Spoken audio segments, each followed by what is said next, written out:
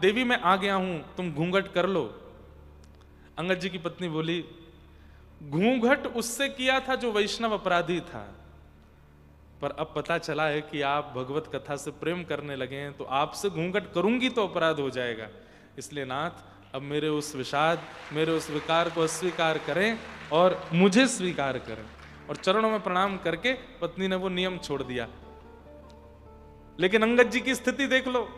अंगद जी आके क्या बोले, देवी लेकिन अब पहले जैसे तुम्हारे रूप को देखने की मेरी इच्छा नहीं बची। अब कथा सुनकर के नेत्र श्याम सुंदर को देखना चाहते हैं। अब तो केवल एक ही इच्छा है कि वो माधव देखें। पत्नी और प्रसन्न हो गई, बोले कि मैं ये सुनकर के मेरा नृत्य करने का मन होता है, आप कैसे बदल गए? बोले पता नहीं, अब मुझे पता चला कि कथा तुम क्यों सुनती थी। सुनो, अब सब हमारे बीच में रजामंदी हो गई है, मुझसे अपराध तो बनाई, हम आचार्य से निवेदन करें और वे हमारे घर में आके कथा सुनाएं। दोनों पति पत्नी गए और जाकर के आचार्य से निवेदन किया। सप्ताह कथा अंगद जी ने अपने घर पर कराई और पूरी कथा यजमानत्व में बैठ करके सुनते थे।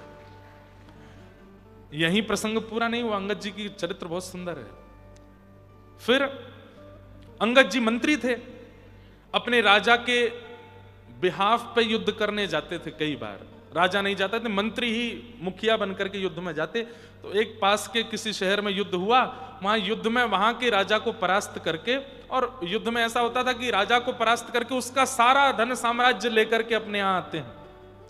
तो अंगद जी महाराज जब उसका सारा धन लेकर के आने लगे, तो उसी धन में एक बहुत सुंदर मणि थी। उस मणि को देख करके पता नहीं क्यों अंगद जी के मन में आया कि मैंने आज तक किसी मंदिर में जाके दर्शन नहीं किए, और मेरा और पत्नी का आपस में भाव हुआ है कि हम कुछ दिन बाद पहली बार जगन्नाथ जी का दर्शन करने जाएंगे, तो ये मणि मैं रख लेता हूं। वैसे भी राजा कुछ ना कुछ उपहार देंगे मुझे, तो मैं ये मणि रख लेता हूं, ये मणि मैं जगन्नाथ जी को अर्पित करूंगा। उस मणि को उन्होंने अपने पाग में रखा। राजा को पता चला, राजा को किसी ने जाकर के खबर दी कि अंगद जी ने एक मणि को अपनी पाग में रख लिया। यहां अंगद जी की स्थिति बनी जगन्नाथपुरी जाने की, तो राजा ने बीच रास्ते में सैनिकों को भेज करके उनको बंदी बनवाया। बोले आपकी पाग खोल के दिखाइए। अंगद जी पत्नी की ओर देखे, बोले मैंने चोरी नहीं की है, मैं आकर के राजा को सब बताने वाला था। वो जीती हुई सामग्री में से सब सेना को उपहार देते हैं, तो मैं उपहार में ये मणि मांगने ही वाला था, लेकिन मुझे था कि मुझे जगन्नाथपुरी जाना है, पहले मैं मणि ले जाता हूं, सब क्रिया करके आके राजा को बता देंगे। बोले ये सब तुम्हारी बनावटी बातें हैं, हमें पता है तुमने मणि की चोरी की है, मणि दिखाओ। अंगद जी ने मणि निकाली। बोले मणि हमें दे दो। बोले अब इस मणि पर जगन्नाथ जी का नाम अंकित हो गया है, ये उन्हीं के लिए है, मैं आपको नहीं दे सकता। सैनिकों ने कहा तुम्हारा सर धड़ से अलग कर देंगे, मणि दो। बोले सर धड़ से अलग कर देना, एक बार जगन्नाथ जी को दिखाऊं, उसके बाद जो चाहे करना, पर ये मणि तो जगन्नाथ जी के पास ही जाएगी। सैनिकों ने जब बहुत हट किया, तो पास में एक सरोवर था, उस सरोवर में मणि को फेंक दिया। और अंगद जी महाराज भुजा उठा के बोले मैंने कथा में सुना है नाथ कि आपकी भुजाएं बहुत आवान उलंबित हैं, आप लंबी भुजाओं वाले हैं। मेरी वस्तु आप तक पहुंचाने में मुझे चल के आना पड़ेगा, पर मेरी वस्तु को स्वीकार करने के लिए आप तो कहीं भी आ सकते हैं। कर्मा की खिचड़ी खाने आप राजस्थान पहुंच जाते थे, तो मेरी मणि लेने के लिए इस जलाशय में आ जाइए नाथ, ये मणि मैं यहीं से अंकित करता हूं, क्योंकि मैं शरीर से आपके पास नहीं पहुंच पाऊंगा। मणि को खोजने के लिए सब लोग कुंड में कूद गए, पूरा जल सुखवा दिया कुंड का, लेकिन मणि नहीं मिली। राजा ने पूछा अंगद जी मणि कहां है? बोले कि जिनकी थी उनके पास चली गई।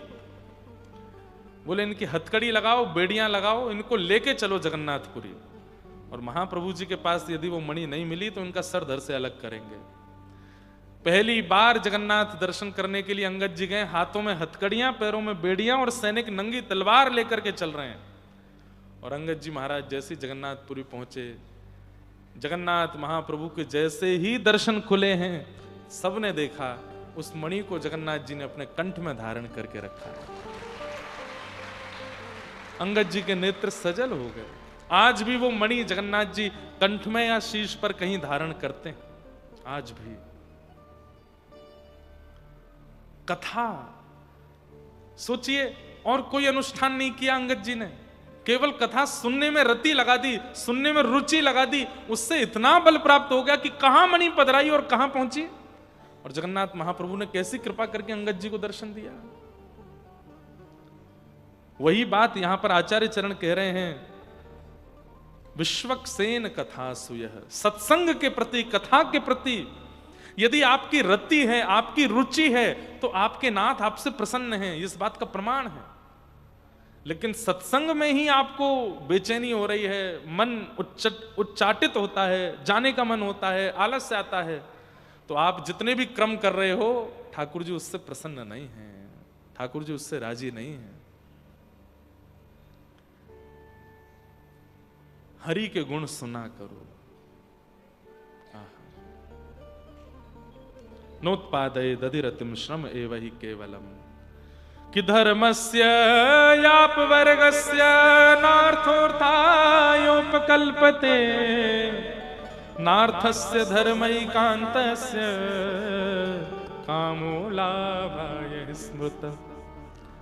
हमारा धर्म याप वर्गस्य, अपवर्ग है।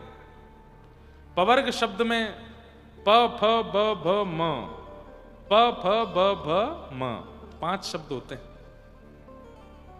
हमारा धर्म अपवर्ग है, पवर्ग नहीं है। पवर्ग शब्द के 5 शब्द किस भाव को अंकित करते हैं? तो प से पाप, पाप के बाद यदि आप भगवत सानिध्य लेते हो कि मुझसे पाप हो गया नाथ, मेरे पापों को दूर करो, मुझसे बहुत बड़ा अपराध हो गया, उसको धर्म नहीं माना जाता। पाप में पढ़कर के भगवत आराधन करना, प्रायश्चित के लिए ही करना, लेकिन वह भी धर्म नहीं है। आप प्रायश्चित के लिए भगवान का भजन कर रहे हो। प और दूसरा शब्द फ, यानी कि फल की प्राप्ति के लिए भगवत भजन करना। मुझे ये प्राप्त हो, ये प्राप्त हो, ये प्राप्त हो, इसके लिए हे हनुमान जी मैं आपकी आराधना करता हूं, हे देवी मैया मैं आपको ये निवेदित करता हूं, हे बालकृष्ण प्रभु आपको ये अर्पित करता हूं। फल की प्राप्ति के लिए किया गया भजन भी धार्मिक भजन, वो धर्म के अंतर्गत नहीं आता। आप फल ले रहे हो भजन करके, स्वार्थ है वहां पर।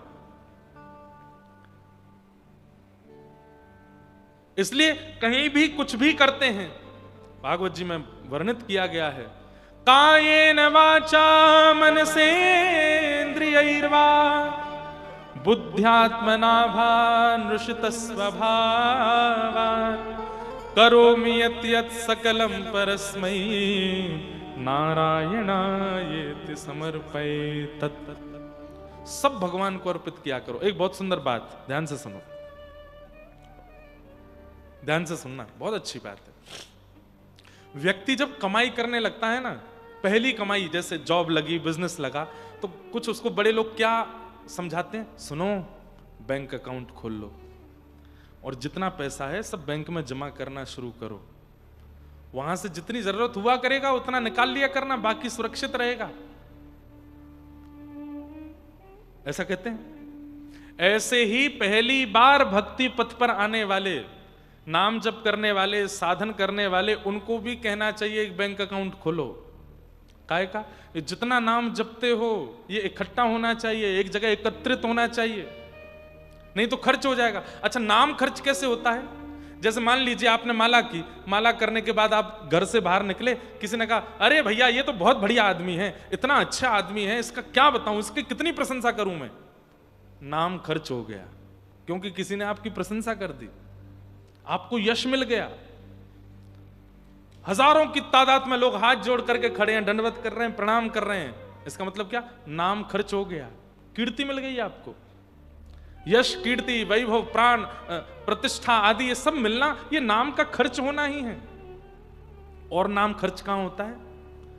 हमसे कोई पाप बन गया, नाम जपने के बाद भी, तो उस पाप से मिलने वाला जो हमको प्रायश्चित, पाप से मिलने वाला जो हमको जीवन में जो भी प्रारब्ध है, नाम से वो भी खर्च हो जाता है। नाम कृपा करके आपके पाप से मिलने वाले प्रारब्ध को खत्म कर देता, नाम खर्च हो गया। नाम करते तो हम सब हैं, लेकिन खर्च हो जाता है, क्या करें? एक बैंक अकाउंट खोलो। बैंक अकाउंट क्या है? केवल ये श्लोक सही है गुरु जी, कायेन वाचा मनसेन्द्रियैर्वा बुद्ध्यात्मना भानुषिता स्वभावात् करोमि यत् यत् सकलम परस्मै नारायणायेति समर्पयेत। भगवान के श्री चरणारविंद ये आपके बैंक हैं। करना केवल इतना है, गिरिराज जी परिक्रमा करी, परिक्रमा विश्राम करते ही हाथ में जल लिया, नारायणायेति समर्पयेत। भागवत की कथा कराई, कथा सुनी, अंतिम दिन हाथ में जल लिया, नारायणायेति समर्पयेत।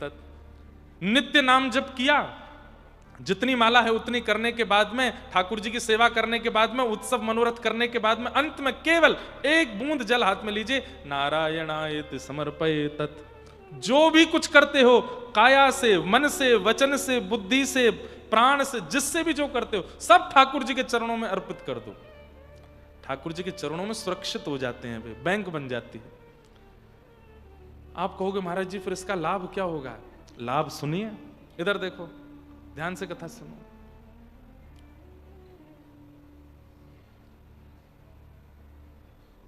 इधर देखो, यहां देखो, कथा श्रवण करो। क्या बता रहा था मैं? हैं? हाँ, उससे लाभ क्या हुआ? अंतिम समय पास आया, अंतिम समय समीप आया, और तभी इस जन्म के पाप नहीं, हमारे किसी जन्म के पाप के कारण हमको नरक जाना पड़ेगा, क्योंकि पाप तो किसी भी जन्म का भी हो सकता है। और इस जन्म में भी कोई अज्ञात रूप से बन गया, और बनते ही हैं, है ना? बहुत पवित्र मत समझो अपने आप को। हर दिन कोई पाप बनता है हमसे, और उस पाप के कारण हमको नरक जाना पड़े, तभी हम क्या करेंगे? हे नारायण प्रभु, आपके चरणार बिंदों में जीवन भर का जितना भी भजन बल, जितना भी तप बल, जितना भी सेवा बल आप हमने अर्पित किया है, उसकी कृपा कीजिए। सोई ठाकुर जी के दूत प्रकट हो जाएंगे, यम दूतों को रोक देंगे, बोले इसको नहीं ले जा सकते। बोले क्यों? खाता खुला है इसका, ठाकुर जी के चरणों में खाता खुला है, और वहां इतना नाम, इतने मनोरथ, इतनी परिक्रमा, उन सब का फल इसके पास रखा है। उस फल के प्रभाव से इसको ठाकुर जी की गोद में जाना है, आप इसको लेके नहीं जा सकते, ये ठाकुर जी के पास जाएगा। और मान लीजिए इतना जप नहीं कि ठाकुर जी की गोद में जाना है, तो कम से कम इतना तो फल मिल ही सकता है उस नाम के प्रभाव से कि आप इसको नरक नहीं ले जा सकते, इसका पुनर्जन्म होगा। अब की बार ये ब्रजवासी बन के आएगा, व्रज में जन्म लेगा, और व्रज में जन्म लेकर के फिर भगवत प्राप्ति करेगा। और कहीं हमारा नाम जप इतना हुआ, ना तो यमदूत आएंगे ना विष्णुदूत आएंगे, दोनों प्रिया लाल युगल किशोर प्रकट हो जाएंगे, उस नाम के प्रभाव से लेकर के जाएंगे। इकट्ठा कीजिए, खर्च मत करने दीजिए, खर्च हो जाता है। इसलिए हमारा धर्म अपवर्ग है, पवर्ग नहीं। पाप के बाद किया गया भजन धार्मिक नहीं है, फल की प्राप्ति से किया गया भजन। अब फल की प्राप्ति से जैसे करते हैं, फल कैसे मिलेगा? जितना नाम किया होगा उसी के बल पे फल मिलेगा, खर्च हो गया वो। आपने कहा हे ठाकुर जी एक पुत्र हमारे घर में हो जाए, तो आपने जीवन भर में जितनी बार भगवान नाम लिया है वो सब भगवान नाम खर्च होगा, उसके बदले पुत्र मिलेगा या कोई भी उपलब्धि मिलेगी। खर्च नहीं करना है उसको। भाई तो ब्रज में जन्मे हैं उनकी बात अलग है, लेकिन जो ब्रजवास कर रहे हैं उनको कोई ना कोई चाकरी तो व्रज की करनी चाहिए। अरे 1 दिन 2 दिन 4 दिन 10 दिन 15 दिन साल भर जीवन भर के लिए भी अगर व्रजमंडल आए हैं तो कोई चाकरी करके जाएं, कोई यहाँ कछु करके जाएं। हमारे पंडित श्री ज्ञान प्रसाद जी महाराज तो ब्रजवासी थे, फिर भी गिरिराज जी में पड़े पड़े सोहनी सेवा करते थे। पूरी गिरिराज जी की परिक्रमा सोहनी करते हुए करते थे, बिना चाकरी के व्रज में नहीं रहे।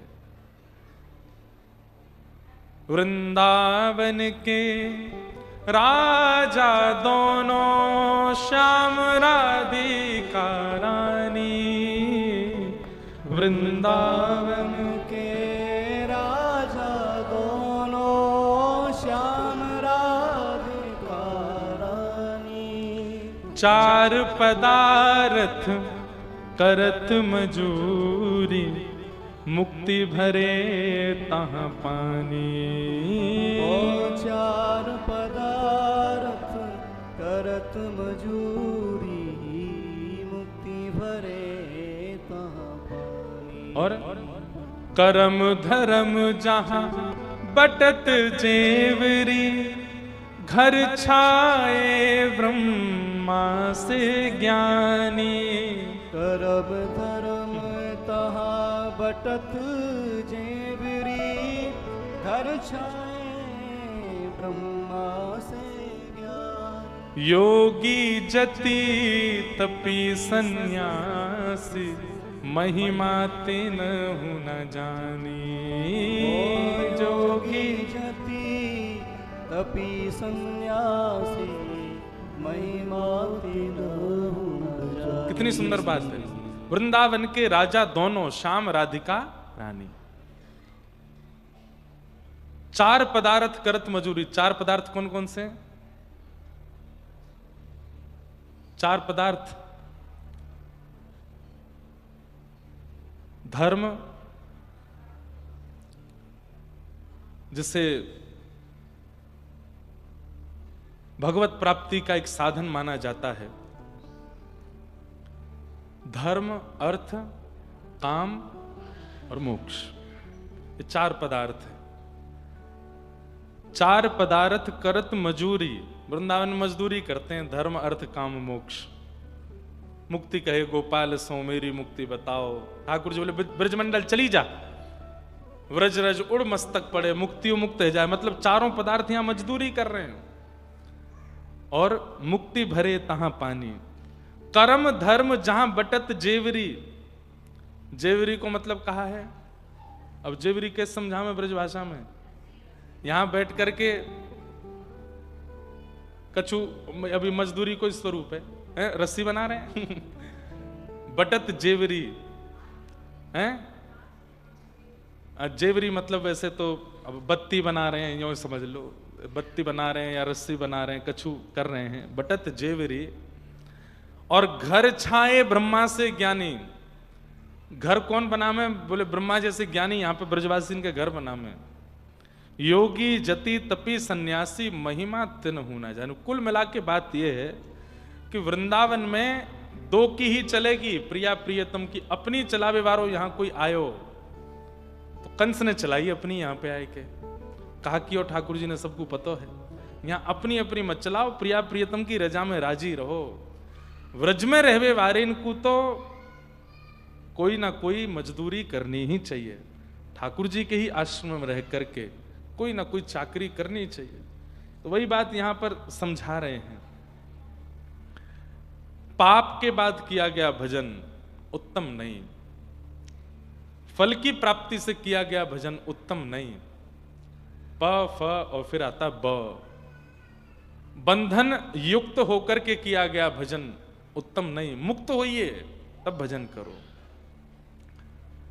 प फ ब भ, भय से किया गया भजन वह भी उत्तम नहीं। और मृत्यु के समीप आने पर मृत्यु के भय से किया गया भजन वह भी उत्तम नहीं। जीवन भर तो निकाल दिया उल्टे सीधे कामों में, जब मृत्यु समीप आने लगी तो भजन करने लगे, वृंदावन जाने लगे, कथाएं सुनने लगे। नहीं, ये उत्तम नहीं। प फ ब भ म, धर्मस्य याप वर्गस्य, अपवर्ग है धर्म। इस प्रकार श्री सूत जी महाराज अनेक भावों का यहां पर प्रतिपादन करते हैं। तत्पश्चात भगवान के अवतारों का वर्णन करते हैं। अवतारा ये संख्या, भगवान के असंख्य अवतार हैं। कितने अवतार हैं? कहीं 10 हैं, कहीं 24 हैं, लेकिन हरि अनंत हैं। हरि के अवतार भी अनंत हैं। कहीं ना कहीं अभी भी लीला ठाकुर जी की चली रही होगी। इदम भागवतम नाम पुराणम ब्रह्म संहितम उत्तम श्लोक चरितम चकार भगवान ऋषि। वेद व्यास जी महाराज ने भागवत नाम के सुंदर ग्रंथ की रचना की, जो कैसा है? ये पुराण है। पुरा अपि नवम, अत्यंत पुराना है, लेकिन जितनी बार आप पढ़ोगे, जितनी बार आप सुनोगे, उतनी बार नया लगता है, इसलिए इसको पुराण कहते हैं। इदम भागवतम नाम, नाम क्या है? भागवत। भागवत का मतलब भगवान का। किसने रचना की इनकी? बोले वेद व्यास जी महाराज ने रचना की है। और कैसे? बोले ब्रह्म संहितम, ब्रह्म संहिता है। भगवत प्राप्ति कराना इनका मूल कारण है। उत्तम श्लोक चरितम, प्रातः स्मरणियों का यहां पर चरित्र वर्णन किया गया है। चकार भगवान ऋषि, भगवान वेद व्यास जी ने इसकी रचना की है। ऐसी भागवत जी को हम बारंबार प्रणाम करते हैं। व्यास जी महाराज ने कैसे भागवत जी की रचना की, संपूर्ण विषय सुनाया गया। बड़े चिंतित बैठे थे व्यास जी, बहुत चिंतित थे। क्यों चिंतित थे? क्योंकि इतनी रचनाएं व्यास जी ने की, लेकिन मन को संतोष नहीं था। 4 वेद लिख दिए, 18 उप पुराण लिखे, 17 महापुराण लिखे, लेकिन मन में शांति नहीं थी। और शांति से भी ज्यादा रचना करने वाले को, निर्माण करने वाले को जब तक स्वयं संतुष्टि नहीं होगी, उससे कोई और संतुष्ट नहीं हो सकता। गोस्वामी तुलसीदास जी महाराज ने रामचरितमानस में एक बात लिख करके सबको संतुष्ट कर दिया। क्या? मैंने आत्म सुख के लिए रामानस जी की रचना की है। स्वांतः सुखाय तुलसी रघुनाथ गाथा। रघुनाथ जी की गाथा को मैंने अपने आप को सुख देने के लिए, अपने आप को समझाने के लिए, अपने आप को तृप्त करने के लिए की है। लेकिन यहां व्यास जी अतृप्त हैं, अपनी रचना से अति प्रसन्न नहीं है। लगता है कि कहीं कुछ छूट गया है, ऐसा कुछ रह गया है, शायद मैंने कुछ लिखने में भूल कर दी है, या कुछ रह गया है, कुछ तो है। तब नारद जी महाराज का आगमन हुआ और नारद जी महाराज ने आकर के समझाया। भवतानुदित प्रायम यशो भगवतो मलम ये नैवासौ न तुष्येत मन्येत दर्शनम खिलम। बहुत ध्यान से सुनिए, केवल व्यास जी के लिए बात नहीं है, हम सबके लिए भी, जो भी असंतुष्ट हैं अपनी क्रिया से, अपने व्यवहार से, विचार से, कर्म से, भजन से भी, उन सबको ये बात सुननी चाहिए। असंतुष्टि का मूल कारण क्या है? तब यहां कहते हैं ठाकुर जी से कहीं ना कहीं, या अपने कर्म से, व्यवहार से आप कहीं ना कहीं प्रेम भाव से शून्य हैं, इसलिए असंतुष्ट हैं। यदि प्रेम परिपूर्ण होगा तो आप असंतुष्ट नहीं रह सकते। बहुत बड़ा घर बना लिया, बहुत सारी गाड़ियां ले ली, खूब सारा व्यवहार विस्तार कर दिया, लेकिन फिर भी असंतुष्ट हैं। कुछ रह गया है, कुछ खो गया है, कुछ छूट गया है, ऐसा मन में लगता रहता है। इसका मतलब क्या है? प्रेमी नहीं हो, प्रेम की कमी है। व्यास जी को भी आकर के नारद जी ने यही बात समझाई कि हे व्यास जी, आपने जितने भी ग्रंथों का निर्माण किया है उनमें धर्म है, अर्थ है, काम है, मोक्ष है, सबके बारे में आपने लिखा है। चतुर्विध पुरुषार्थों का आपने वर्णन किया है, लेकिन पंचम पुरुषार्थ को आपने छोड़ दिया।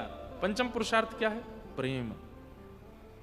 ध्यान से सुनिएगा, आपके द्वारा रचना की गई भावनाओं से धर्म प्रकट हो जाएगा, अर्थ प्रकट हो जाएगा, कामनाओं की पूर्ति हो जाएगी, मोक्ष प्राप्त हो जाएगा। लेकिन पंचम पुरुषार्थ प्रेम, और उस प्रेम से मिलने वाले श्याम सुंदर नहीं मिल पाएंगे, इसलिए आपका मन असंतुष्ट है। व्यास जी, ऐसी रचना करो जिस रचना के बाद में ठाकुर जी की प्राप्ति का मार्ग प्रशस्त हो, ठाकुर जी से प्रेम होना प्रारंभ हो। अच्छा, एक बात कहूं, धर्म, अर्थ, काम और मोक्ष, इन चारों में ही हम लोग घूमते रहते हैं। कोई व्यक्ति धर्म का पालन कर रहा है, कोई अर्थ के पीछे भाग रहा है, कोई कामनाओं की पूर्ति में लगा है, और कोई केवल मोक्ष चाहता है, कैसे भी मुक्ति मिले। लेकिन पंचम पुरुषार्थ का व्यक्ति जब आदी हो जाता है, प्रेम, तब ना तो उसको धर्म का भान रहता है, ना अर्थ का, ना काम का, ना मोक्ष का। और ये पंचम पुरुषार्थ की प्रेमी, इस पंचम पुरुषार्थ प्रेम की भूमि है वृंदावन, राजधानी है, राजधानी है वृंदावन। यहां धर्म, अर्थ, काम, मोक्ष चारों नहीं दिखेंगे आपको। आप कहोगे कैसे? अब बात आती धर्म की। धर्म में कई बातें वर्णित की गई हैं। प्रातःकाल ब्रह्म मुहूर्त में उठ जाना चाहिए। ब्रह्म मुहूर्त कितने बजे प्रारंभ होता है? 3:45 बजे शुरू होता है ब्रह्म मुहूर्त। ब्रह्म मुहूर्त में उठ जाना चाहिए। जिसको ब्रह्म का दर्शन करना है उसको ब्रह्म मुहूर्त में उठने का नियम ले लेना चाहिए, ऐसी शास्त्राज्ञा है। लेकिन हमारे वृंदावन के बिहारी जी उठते हैं 7:30-8 बजे। क्यों? लाला है नेक 100। अब ही ना उठेगो, आराम से उठेगो। तो कहीं ना कहीं प्रेम की आड़ में धर्म सूक्ष्म हो जाता है। ठाकुर जी को गाल पे गुलाल लगाते हैं, ठाकुर जी को लाली का भेष धारण करा देते हैं, सखी बना देते हैं, कहां तक कहें हमारे ब्रज में गारी देते हैं ठाकुर जी को, गारी सुना करके ठाकुर जी की मंगला करते हैं। क्यों? प्रेम के आगे धर्म सूक्ष्म हो गया। अब आती अर्थ की बात। अर्थ की बात, अर्थ माने धन है, द्रव्य है, जो भी है। व्रज में बादशाह अकबर आया और स्वामी श्री हरदास जी का दर्शन करने के लिए। अब कथा तो बहुत सुंदर है, थोड़ी विस्तार है, लेकिन थोड़ी सूक्ष्म में सुना देता हूं। तानसेन गा रहा था, बहुत अच्छा कुछ गा रहा था। एक तानसेन का बहुत अच्छा पद है मेरे पास लिखा, कल सुनाऊंगा, बहुत अच्छा पद है। तो तानसेन कुछ गा रहा था, बादशाह अकबर संग में चल रहा था एक सरोवर के किनारे। तो बादशाह ने कहा, बहुत अच्छा गाते हो तानसेन, तुम इतना अच्छा गाते हो, मैं ये घोषणा कर दूंगा कि पूरी पृथ्वी पर तानसेन से अच्छा गवैया नहीं है कोई। तो तानसेन ने उस सरोवर में अपना हाथ गीला करके बाहर निकाला, तो जैसे एक बिंदु गिरी हाथ से, तो बोले, मेरा गायन इस बिंदु के समान है। मेरे आचार्य गुरुदेव अनन्य निपृति श्री स्वामी हरदास जी महाराज तो सरोवर के समान गाते हैं, मेरा गायन तो बिंदु के समान है, इस अथाह समुद्र सागर सरोवर के समान तो मेरे गुरुदेव गाते हैं, स्वामी श्री हरदास जी। अरे नहीं, तुम ऐसे ही बड़ा चढ़ा करके अपने गुरु की प्रशंसा कर रहे हो, मैं जानता हूं। तानसेन बोले, नहीं भगवान, अभी आपने उनको सुना नहीं है इसलिए आपको पता नहीं, तो मुझे सुनाओ। बोले, आप जैसे बादशाहों को नहीं सुनाते, और आप चले भी गए तो कहो तो मौन हो जाएं। अकबर बोला, नहीं अब तो मुझे सुनना है, तुमने बोल करके मेरे भीतर उनको सुनने की इच्छा प्रकट कर दी, अब तो मुझे सुनना है। अब तो अकबर पे एक ही काम, तानसेन को मुझे अपने वहां गुरुदेव के पास, स्वामी जी के पास लेके चलो, उनको गायन सुनना है। तो तानसेन ने कहा, भगवान ले तो मैं जाऊंगा, लेकिन उनके कुछ नियम है। बोले, क्या? एक तो आप बादशाह बन करके गए तो वो नहीं सुनाएंगे। तो बोले, मैं मुकुट उकुट उतार देता हूं। नहीं, आप अकबर बन के जाएंगे ही नहीं, आपको अपना रूप बदलना पड़ेगा। तो बोले, क्या बनूं? बोले, दास बन के चलो। किसका? बोले, मेरा। तानसेन, अकबर बोले, तुम्हारा दास बन के चलूं मैं? भगवान कोई ऐसी बात, या तो गुरु जी को सुनने की जिद मत कीजिए, सुनना है तो ये करना पड़ेगा। क्या करना पड़ेगा? बोले, मैं जिस तंबूरा को लेके गाता हूं उसको पकड़ने वाला बन के चलो मेरे साथ, तो मेरे गुरु जी को सुना देंगे। अकबर बोले, ठीक है। अकबर इतना रिजवार, सुनने का इतना आदि, बिल्कुल सामान्य से वस्त्र पहन लिए जैसे सेवकों के होते हैं, वैसे सेवक बन गया और हुजूर हुजूर करता हुआ ऐसे तानपुरा लेकर के तानसेन के पीछे चले। वृंदावन आने के बाद तानसेन ने कहा, अब अच्छे से नाटक कीजिएगा, मैं डांट फटकार भी दूं तो बुरा नहीं मानिएगा, कहीं पता चली दिल्ली जाके मुझे सूली पे चढ़ा दो। नहीं नहीं नहीं। तानसेन आए तो तानसेन उस समय के सबसे बड़े गवैया, पूरे वृंदावन में हल्ला हो गया। पीछे अकबर चल रहा है लेकर के, बीच बीच में तानसेन डांट दे, ढंग से चलो। जी हुजूर, गिर जाएगा, क्या कहूंगा फिर मैं? तो चलने लगे साथ में, बढ़िया पहुंचे निधिवन राज में। स्वामी श्री हरदास जी महाराज विराज रहे हैं, कुंज बिहारी लाल जी बैठे हैं, उनके सामने कभी कभी राग सेवा स्वामी जी करते हैं। तानसेन आया, आकर के दंडवत प्रणाम किया। अकबर पहले देखने लगा, तानसेन बोले, क्या खड़ा है डंडे की तरह, लेटो प्रणाम करो। अकबर ने भी दंडवत प्रणाम किया, जय हो। बैठे, तानसेन को देख करके स्वामी जी बोले, कुछ सुनाओ, बहुत दिन बाद आए हो, सेवा करो ठाकुर जी की, चलो सुनाओ। तो तानसेन गा रहा है, अकबर स्वर दे रहा है, गाते गाते गाते गाते गाते। अच्छा, अकबर एक बात और समझा के आया था। क्या? आपकी एक बहुत बुरी आदत है। बोले, क्या? अच्छा स्वर सुनते ही, अच्छा गायन सुनते ही आप करने लगते हो वाह वाह वाह। आपकी दरबार नहीं है वो, अगर स्वामी जी कुछ गा भी दें तो वाह वाह मत करना, नहीं तो आह आह करते जाओगे दिल्ली तक। अकबर बोला, नहीं करूंगा। तानसेन गा रहे थे, गाते गाते, अब देखिए शिष्य का शिष्यत्व देखिए, गुरुदेव से सीधे नहीं कह रहे हैं कि गुरुदेव कुछ सुना दो। तानसेन ने गाते हुए अपने गायन में कुछ गलती की, ताकि उस गलती को स्वामी जी सुधारेंगे तो कुछ गाएंगे तो ये भी सुन लेगा थोड़ा सा। सीधे नहीं कहूंगा कि गुरु जी को सुना दो, ये शिष्य का शिष्यत्व नहीं कि गुरु को आज्ञा करे, निवेदन करे ना, कुछ नहीं, गुरु की इच्छा है। तानसेन ने गाते गाते गाते कुछ गलती की तो स्वामी जी की भ्रगुटी थोड़ी सी, क्या कर रहे हो? गुरुदेव बहुत दिन से रियाज हुआ नहीं, ठीक से गाओ, आप सुधार दीजिए ना। अब निवेदन किया, आप सुधार दीजिए। स्वामी जी हंस गए, सुनना चाहते हो? सब समझता हूं मैं, ये राग तुमने बहुत बार गाया है, कभी इसमें गलती नहीं करते, सुनना चाहते, चलो सुनाते। और वीणा लेकर के जैसे ही स्वामी जी बैठे, ललिता जी हैं वे, श्री ललिता के अवतार हैं, जैसे ही स्वामी जी ने स्वर छेड़ा है, आहा, खूब तेज धूप निकली थी, अचानक से बादल आ गए, पूरा वातावरण स्वर्णिम हो गया।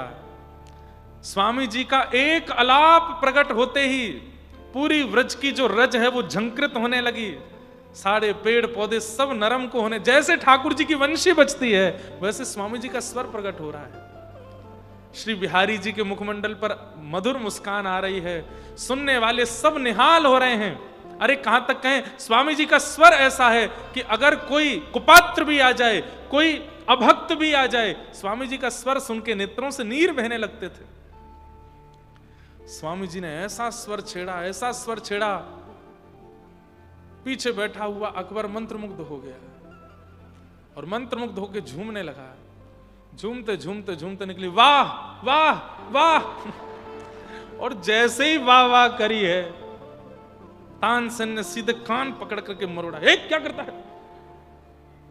स्वामी श्री हरदास जी के नेत्र खुले, कौन है ये, कौन है? स्वामी जी सेवक है। नहीं, इसके वाह बोलने में जो शब्द प्रकट हो रहा है, जो स्वर प्रकट हो रहा है, उससे प्रतीत होता है कि ये कोई बादशाह है, ये कोई राजा है। ऐसे वाह सेवक नहीं बोलता है, ऐसे वाह वही बोलता है जो अपने महलों में बैठ करके और सुनता रहता है दिन रात। कौन है ये? तानसेन ने तुरंत प्रणाम किया, बोले हिंदुस्तान के बादशाह अकबर।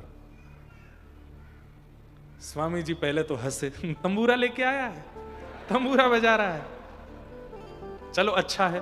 वैसे तो मैं बहुत क्रोध में आ गया था, लेकिन इसकी ये दीनता देख करके मुझे अच्छा लगा। अब तो बादशाह ने तंबूरा मूरा साइड में रखा, अब तो पता चल गई सबको, बैठा है।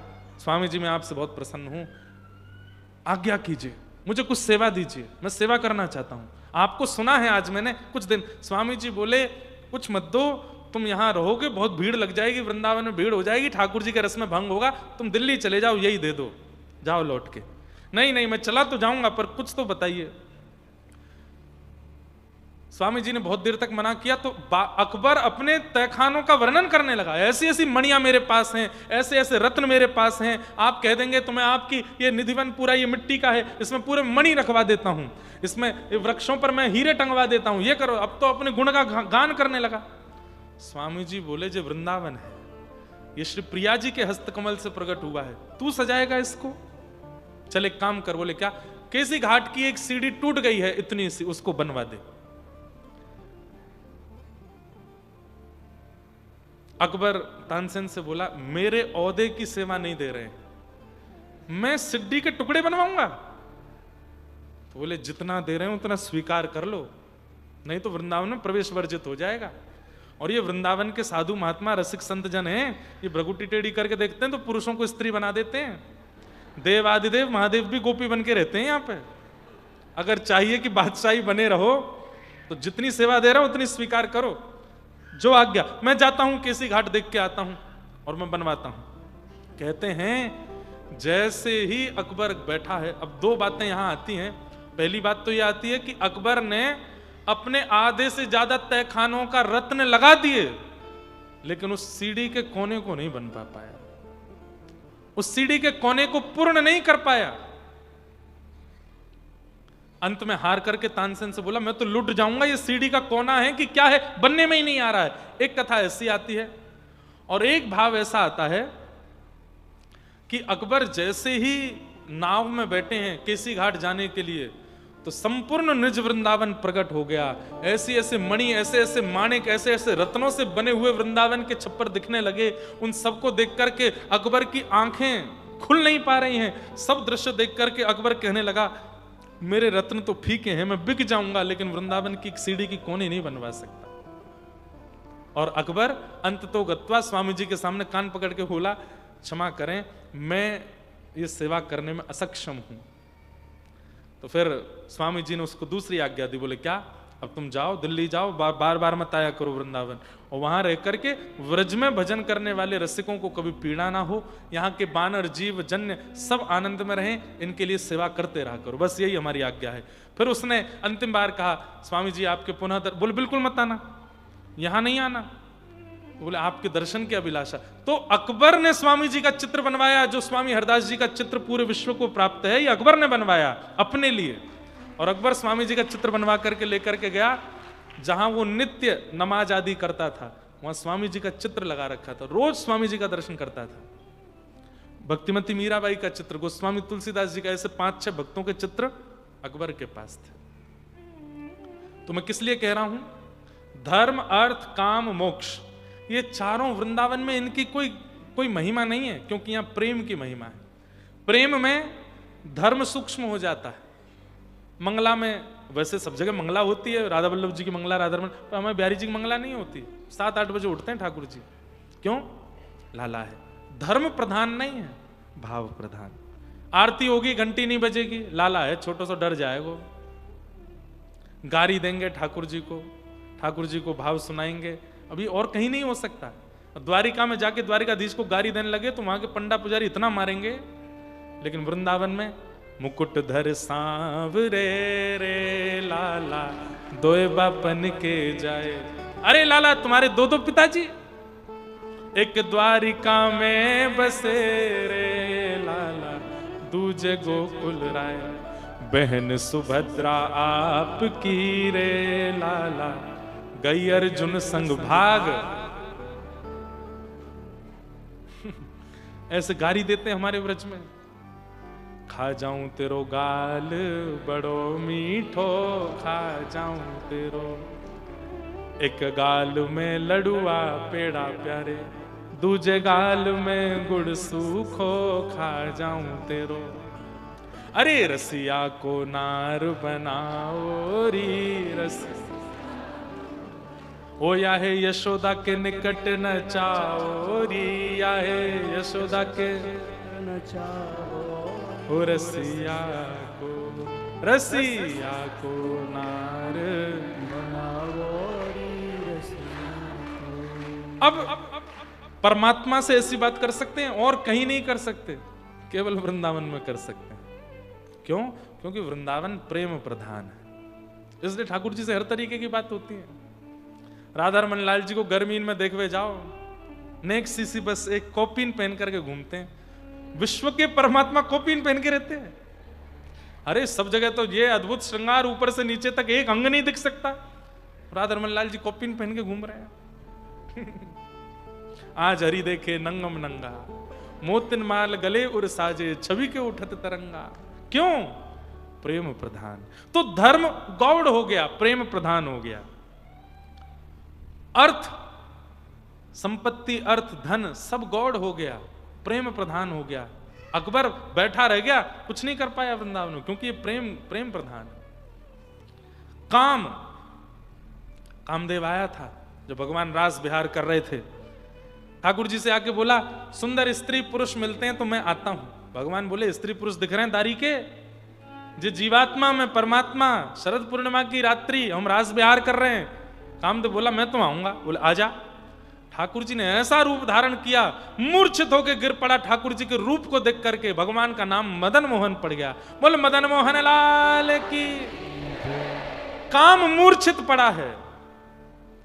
और मुक्ति, कहा करूं वैकुंठ ही जाए, जहां नहीं नंद, जहां नहीं यशोदा, ब्रज तज मोरी जाए भलाए। एक बार सबरे ब्रजवासी बोले, लाला हमने सुनी है तू भगवान है। ठाकुर जी बोले, मैं कह तो आया हूं बचपन से, मैं जय जय हूं, मेरी कोई ने नहीं मानी। लाला तू सांची भगवान है। एक दिन सब सखा ठाकुर जी गौचारण करवे गए, सब सखा बोले, लाला तू सांची भगवान है। बोले हाँ। सांची बता। बोले सांची। हमारी सौगंध खा जा। ठाकुर जी बोले, तेरी सौगंध भगवान हूं। अच्छा 4 भुजा दिखाइयो ना। ठाकुर जी बोले, कोई तो कहियो मत। वो ना कहेंगे, एक बार दिखा दे। सब तन सुखा मन सुखा धन सुखा मधुमंगल सब बैठ गए। ठाकुर जी सोई 4 भुजा प्रकट कर देंगे। 4 भुजा देख करके सबरे ब्रजवासी कहे, लाला ये सांची के हाथ हैं। बोले हाँ। छू लें तो को छू ले। छू करके देख रहे हैं, दोनों हाथन ने पकड़ के यूं कर रहे हैं, सांचे हैं लाला ये तो। लाला तू भगवान है। बोले हाँ। एक काम कर, हम कोई तो नहीं कहेंगे, एक बार हमने सुनी हो वैकुंठ बहुत सुंदर है, नहीं घुमाला वहां पे हमें, एक बार घुमाला।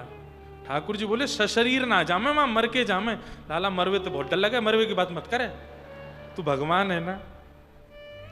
मैं नहीं तो मानूंगा नहीं कि तू भगवान है, और अगर तेने वैकुंठ दिखा दियो तो लाला जब तक तेरे सामने हूं रोज तो को प्रणाम करे करूंगा। बस इतनी सी बात। वैकुंठ देखने के बाद भी इतना ही करेगा कि रोज प्रणाम करेगा और कछु नहीं। रोज तेरे प्रणाम करूंगा, तेरी बात मानूंगा। लाला एक बार वैकुंठ दिखा दे। ठाकुर जी चलो। सबरे अपने सखान को गौचारण करते करते ठाकुर जी वैकुंठ ले गए। जैसे ही वैकुंठ पहुंचे, द्वार पर जय विजय दोनों खड़े हैं, दोनों की 4-4 भुजाएं। ठाकुर जी आए सब सखाओं के साथ, छोटे छोटे ठाकुर जी, छोटे छोटे सब ग्वाल, और जय विजय ये विशाल।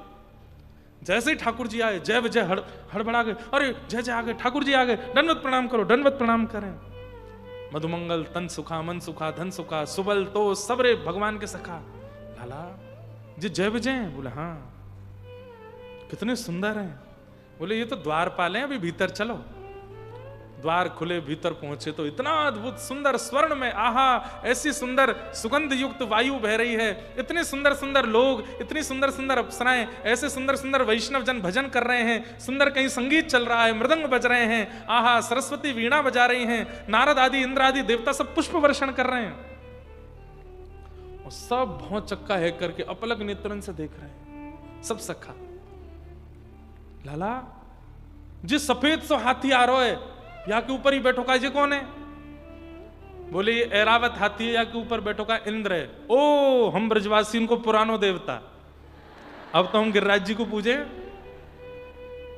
अरे देख देख देख, या को इतने साल 56 भोग लगाए, दारी के ने दर्शन ही नहीं दिए, आज भय। लाला या तो यूं कहे एक बार या हाथी की हमको सवारी करावे गो।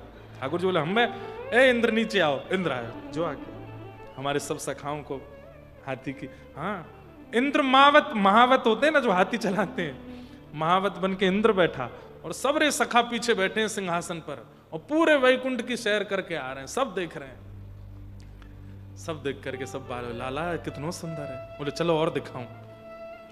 भीतर लेकर के गए तो वैकुंठ जाने वाले वैष्णवों को जो प्राप्त होते हैं स्थान कुंज, उन कुंजों में एक एक सखाओं को बैठा दिया।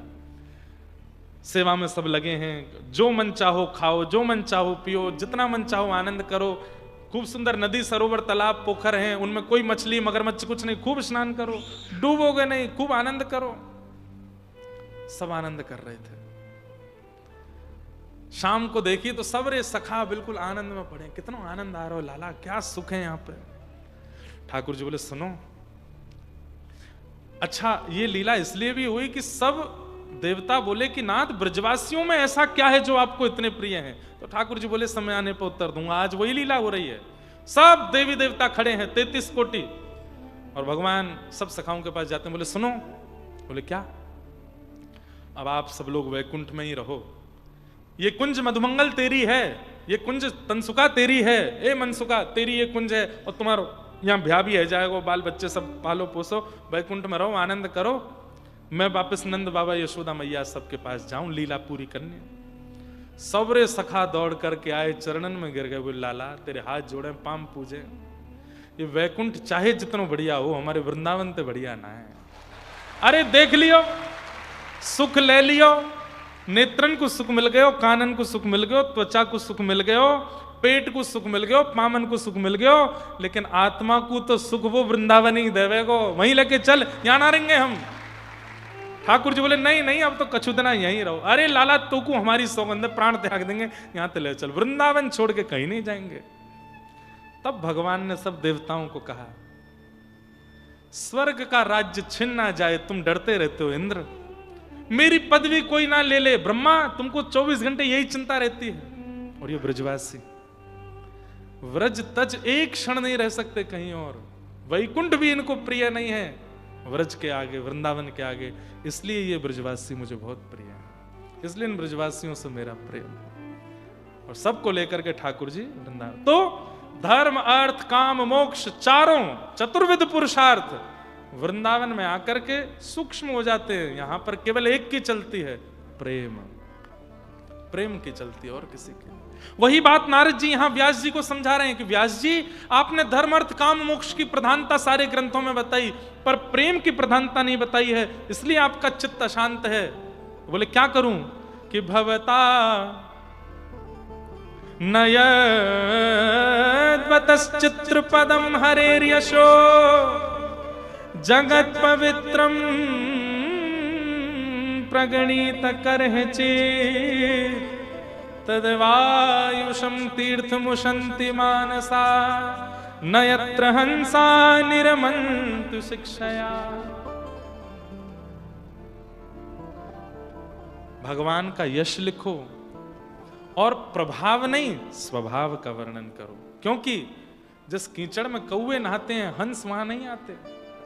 अरे जिनको ठाकुर जी के प्रेम से मतलब है, वो धर्म का क्या करेंगे, वो अर्थ का क्या करेंगे, वो काम का क्या करेंगे, वो मोक्ष का क्या करेंगे, उनको केवल श्याम सुंदर का प्रेम चाहिए। ऐसे हंसों के लिए कुछ रचना करो। आपने भगवान को भगवान सब जगह दिखाया, लेकिन वो भगवान कितने प्रेमी हैं, कितने सहज हैं, कितने सरल हैं, कैसे गोपियों के यहाँ चोरी करते हैं, किस प्रकार यशोदा मैया के द्वारा उखल में बंध जाते हैं, किस प्रकार मधुमंगल श्रीदामा आदि सब सखाओं के साथ ब्रज में लीला करते हैं, श्री गोपियों के साथ श्री राधा रानी के साथ रास विहार करते हैं। ये लीलाएं आपने कहां लिखी? कहीं भी नहीं।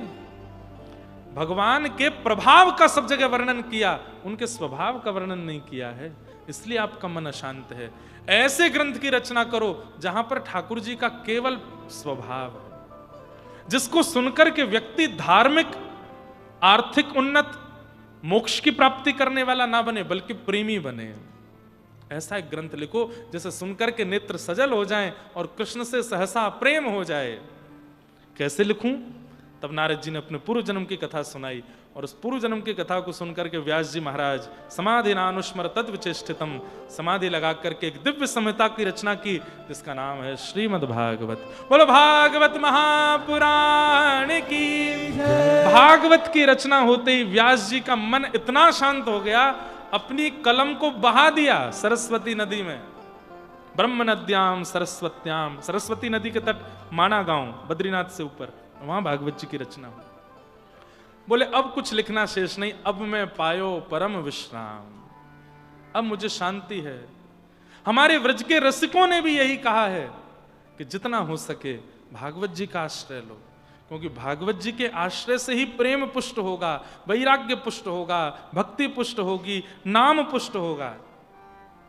प्रथम सुने भागवत भक्त मुग, भगवत श्री स्वामी श्री हरदास जी का वचन है, प्रथम सुने भागवत, पहले भागवत सुनो। ऐसी भागवत की रचना हुई।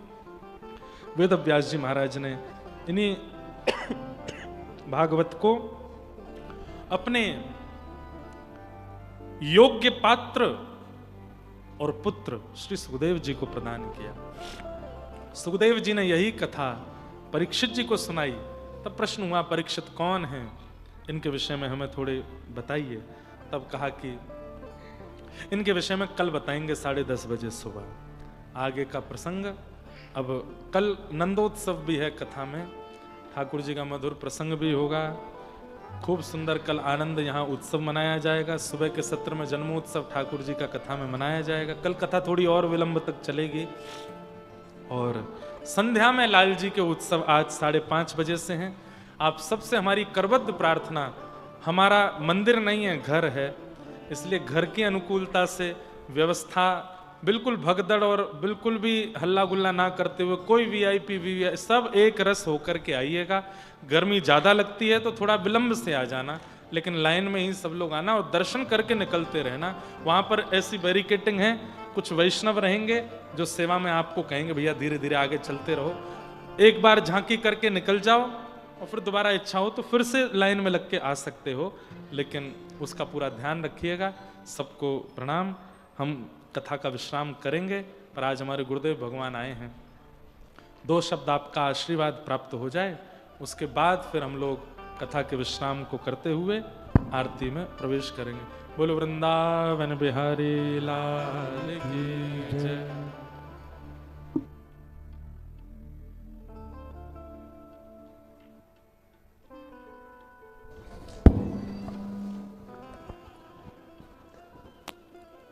बोलिए बांके बिहारी लाल की। दुबले पतले तो नहीं दिख रहे हैं, लेकिन जयकार में नहीं दबे दबे से हैं। बोलिए बांके बिहारी लाल की, गिरधर भगवान की, सदगुरुदेव भगवान की, व्यास जी महाराज की जय। जय श्री राम। भगवान बांके बिहारी राधा रमण राधा वल्लभ श्री बालकृष्ण प्रभु के चरणों में कोटि कोटि वंदन। विराजमान व्यासपीठ में व्यास स्वरूप हमारे ब्रज के लाडले संतों के प्यारे, अब तो अंतर्राष्ट्रीय मंच पर वृंदावन के भक्ति भाव को पहुंचाने वाले ऐसे व्यास जी को सादर नमन। आप सभी को जय श्री राधे, जय श्री कृष्ण।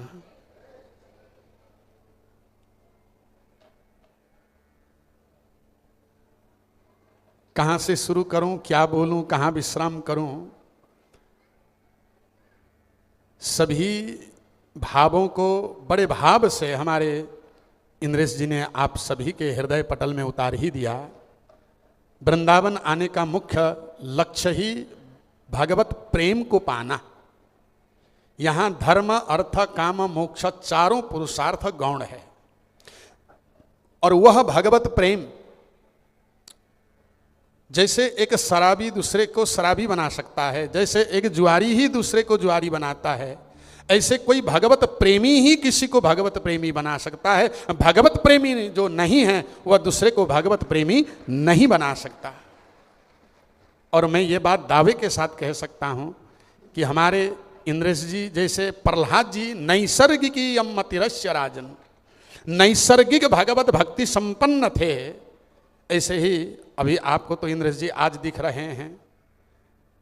इंद्रेश जी भागवत पढ़ाते समय भी वो अपने संगीत में खोए रहते थे और बैठे बैठे तबला बजाते थे। जो मिल जाए, किवाड़ मिल जाए किवाड़ में ही तबला बजाएंगे हैं। अब एक बार तो ऐसे हम दोनों बैठे, सामने मेरे घोटू में शुरू हो गए, तो सामने में अनुज बैठ के कह रहा है कि गुरु ये क्या कर रहे हो? तो आपकी जो भक्ति है, आपकी जो भक्ति के साथ साथ एक सादगी, वो सचमुच जो निकट, आप लोग जो भी निकट आते होंगे उनको जरूर याद होगा और आपके विषय में जरूर जानते होंगे। अगर कोई भक्ति प्रेम वृंदावन में अगर आप सीखना चाहे तो इंद्रेश जी के वचनों को आप बहुत ध्यान से सीखिए, क्योंकि आप ब्रजवासी हैं और मैं तो ब्रजवासी हूँ नहीं, मेरा जन्म तो आसाम में हुआ है। और यहाँ अभी जब बद्रीनाथ की चर्चा हो रही थी, भागवत देना भैया, भागवत जी के उत्तर महात्म्य में लिखा है कि साधन भूमि बदरी भूमि और फल भूमि ब्रज भूमि। ये ध्यान रख लेना। वही व्यक्ति ब्रजवासी बन के जन्म लेता है जिसने बद्रीनाथ में जाकर साधना की हो, और जिसने साधना बीच में छोड़ दिया हो वो आप हम जैसे बीच में आके ब्रज में निवास मिल जाएगा, क्योंकि तपस्वी तो तपस्वी होता है। और जो पूर्ण तपस्वी होते हैं, ये भागवत का जो उत्तर महात्म्य है, उत्तर महात्म्य में ये दूसरा अध्याय है, 22 श्लोक और 23 श्लोक में है, साधन भूमि बदरी ब्रजता कृष्णेन मंत्रिणे। और उसके नीचे पंक्ति में है फल भूमि ब्रज भूमि। तो बंधुओं, सबसे पहले आप लोग सौभाग्यशाली इसलिए हैं कि आपने भी कहीं न कहीं जाकर बद्रीनाथ में थोड़ा बहुत भी भजन किया होगा, तब जाके ब्रज में आने का आपको सौभाग्य मिला है। और आप हमसे ज्यादा पुण्यात्मा इसलिए है, भजनानंद इसलिए है, क्योंकि आपने ब्रज में ही जन्म लिया है। और आप हमें गुरुजी कहते हैं तो कई बार हमें खुद ही नहीं लगता है कि हम कब के गुरुजी बन गए, लेकिन जिसको ब्रजवासी का प्रेम मिला वह गुरुजी भी बन जाता है और भगवान का प्रेमी भी बन जाता है।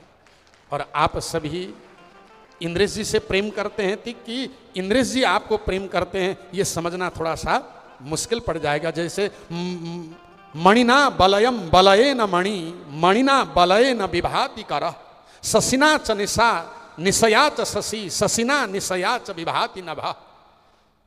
जैसे हाथ का शोभा कंगन से है कि कंगन की शोभा हाथ में है, ये दोनों आप नहीं अंतर समझ पाओगे, क्योंकि बिना हाथ का कंगन का क्या अस्तित्व है और बिना कंगन का हाथ का कोई शोभा नहीं है। ठीक उसी प्रकार शशिना च निशा निशया च शशि, शशिना निशया च विभाति नभः। जिस प्रकार चंद्रमा की शोभा रात्रि चंद्रमा में भी है, ठीक उसी प्रकार आप सभी की शोभा इंद्रेश जी से है, इंद्रेश जी की शोभा आप जैसे प्रेमी भक्तों से है। तो मैं ज्यादा कुछ न कहते हुए आप सभी से इतना ही निवेदन करूंगा, अगर आप भगवत प्रेम को पाना चाहते हैं तो जहां जहां आपकी कथा हो रही होती है वहां वहां जरूर पहुंचिए। कल परसों एक वीडियो वायरल हो रहा था, हमारे इंद्रेश जी कह रहे थे कि आजकल तो सुबह उठ के यही डर लग जाता है कि आज न जाने कौन सा क्या जो है कह के लोग ट्रोल करने लग जाते हैं। लेकिन केवल आपको ही नहीं, मैं आप सभी से भी यही बताऊंगा कि चलते हुए कभी न कभी एक्सीडेंट, चाहे आप गलती करो चाहे न करो, गच्छत स्खलनम वापि भवत्येव प्रमादता हसंती दुर्जनास्तत्र समाधयति साधव। जो दुर्जन होता है ना, चलते फिरते कहीं एक्सीडेंट हो गए, गिर गए, तो दुर्जन होगा तो दूर से हंसेगा, सज्जन होगा तो उसको समाधान करेगा। तो इसलिए किसी को भी जीवन जीते समय कहीं भूल चूक में कोई ट्रोल भी करने लगे तो आप चिंता को मत करना, क्योंकि जो ट्रोल करते हैं वो दुर्जन होते हैं और जो समाधान करते हैं वो सज्जन होते हैं। इसलिए आप लोग हमेशा हमेशा अपने जीवन में भी समाधान का ही जीवन जिए, बस इस मन को यही कहते रहिए।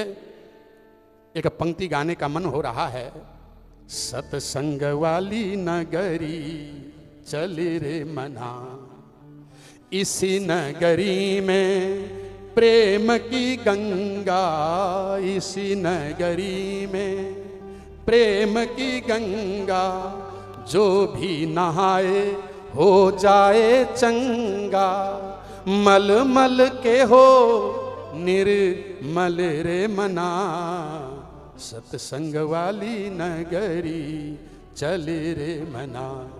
चल रे पथिक सुबह कर्म कमाले, इसी अवसर से लाभ उठा ले, देर न कर एक पल रे मना, सतसंग वाली नगरी चल रे मना। इन्हीं शब्दों के साथ आप सभी को बहुत बहुत आशीर्वाद और बहुत बहुत धन्यवाद। बार बार कथा में से आपको इंद्रेश जी यही बता रहे हैं कि बैंक खोलो, खाता खोलो और उसमें जमा रखो, नारायणायेति समर्पयामि। जिस उद्देश्य से वृंदावन आए हैं भजन के लिए, खूब भजन करिए। और वृंदावन का अर्थ ही यही है, वृंदावनम वृंदावनम। वैसे तो वृंदावन तुलसी का वन, लेकिन वृंद यानी भक्त वृंद। यहाँ जितने भी बैठे हैं हम सभी कौन हैं? वृंद हैं, भक्त वृंद हैं। अवनम इति रक्षणम, वृंदावन में आकर किया हुआ भजन का आप कितना भी लाभ लेते रहो वो कभी खर्चा होने वाला नहीं है। लेकिन वृंदावन आए हैं तो खूब भजन करके खूब पूंजी बना के आप सभी लौटिएगा। सभी को जय श्री राधे, जय श्री कृष्ण।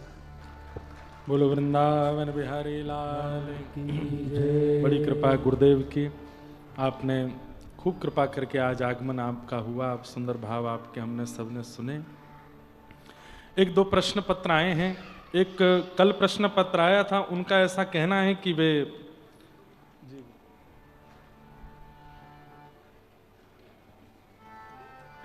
कि उनकी बाल्यकाल में ही परम पूजनीय स्वामी श्री राम सुखदास जी महाराज के मुख से 12 मंत्र प्राप्त हुआ था, और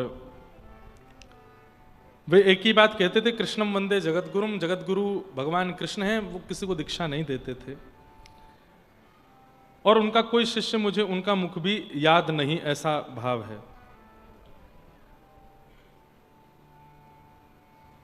तो वे पूछना चाह रही हैं कि यहाँ उन्हें वे गुरु मान करके इसी मंत्र की 11 माला करें, निश्चित करिए, इसमें कोई चिंता वाली बात नहीं है।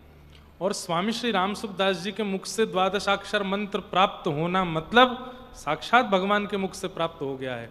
ऐसे महान आचार्य स्वामी श्री राम सुखदास जी महाराज हुए, तो आप बिल्कुल निश्चिंत होकर के उसका जप करें।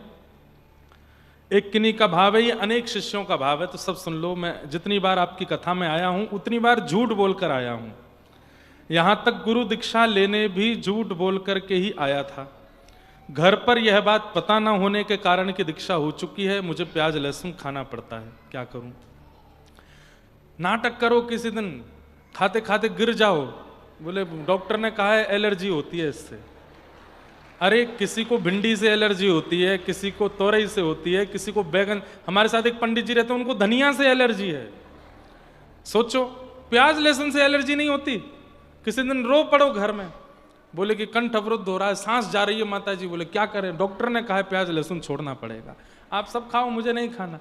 फिर भी नहीं माने तो कोई अपराध तो नहीं है, पर उसका धीरे धीरे किसी को पता ना चले त्याग करते चलो। एक शिष्य होने के नाते आपके पास से देखने और चरण स्पर्श करने का मन होता है, लेकिन हर बार मन मारना पड़ता है। क्या इसका कोई समाधान है?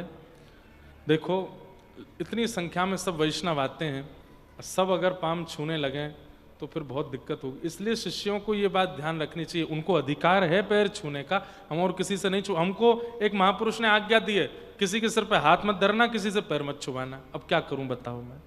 लेकिन फिर भी दीक्षा के बाद में शिष्यों को अधिकार दिया कि वो पैर छुएं, लेकिन जब दिखे कि बहुत भीड़ खड़ी है, अभी नहीं छू सकते, तो थोड़ा बचिए।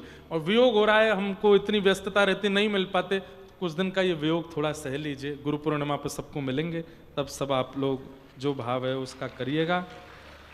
फिर एक और बड़ा बहुत लंबा पत्र में तो पढ़ ही नहीं पाया इसको। एक पत्र में है कि हम अमेरिका से आए हैं आपकी कथा सुनने, भीष्म स्तुति सुननी है, कल सुनाऊंगा। दूसरा है कि भगवान कितने बड़े हम मंदिर में रख सकते हैं, दो अंगुल से छोटे होने चाहिए, ताकि सेवा आपसे निपुणता से बन सके। उससे बड़े ठाकुर जी रखते हैं तो फिर प्राण प्रतिष्ठा करवानी पड़ती है। एक बड़ा पत्र है, इसको मैं बाद में पढ़ के कल